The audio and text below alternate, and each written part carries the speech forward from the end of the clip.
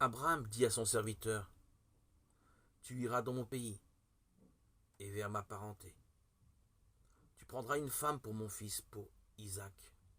Et le serviteur lui dit, peut-être la femme ne voudra-t-elle pas me suivre? Et Abraham lui dit, l'Éternel lui-même enverra son ange devant toi, et tu prendras de là une femme pour mon fils. Genèse 24, 2, 4, 7. Dans ce récit de Genèse 24, Abraham envoie son serviteur chercher une épouse pour son fils Isaac.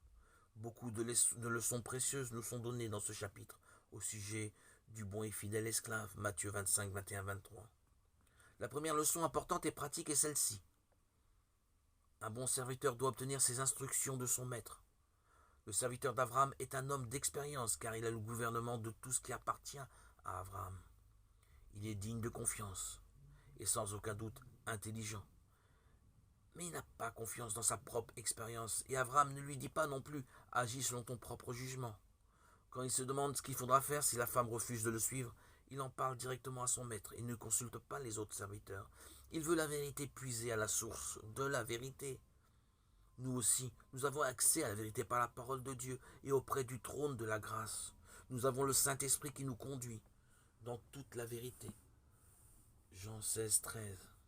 Le résultat est merveilleux. Abraham lui dit très clairement ce qu'il ne doit pas faire et aussi ce qu'il doit faire. De plus, il lui promet le secours d'en haut sur la base de ce que Dieu a accompli pour lui jusque-là et en s'appuyant sur les promesses que Dieu lui a faites. L'Éternel, le Dieu des cieux, qui m'a pris de la maison de mon père et du pays de ma parenté, qui m'a parlé et qui m'a juré, disant, je donnerai à ta descendance ce pays-ci. Lui-même enverra son ange devant toi, et tu prendras de là une femme pour mon fils. Il n'est pas étonnant qu'il soit dit à Abraham que Dieu trouva son cœur fidèle devant lui. Néhémie 9.8. Le serviteur fidèle obéissait à son maître fidèle, qui faisait lui-même confiance au Dieu fidèle. La leçon pour nous est très claire. Faire confiance, obéir. Et voici la promesse.